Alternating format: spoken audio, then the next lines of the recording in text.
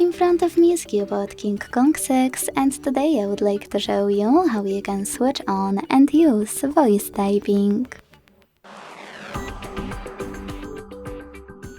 Begin by launching your keyboard and clicking on microphone icon at the top right corner.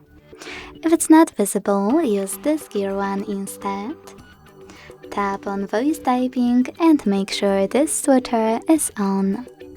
Then go back to your keyboard and click on microphone icon. Now select while using the app or only this time, and start typing. As you can see, voice typing is on. If you want to stop, you can simply stop talking or tap on the same microphone again. Thanks so much for watching. If you enjoyed this video, leave a like, comment and subscribe. Bye!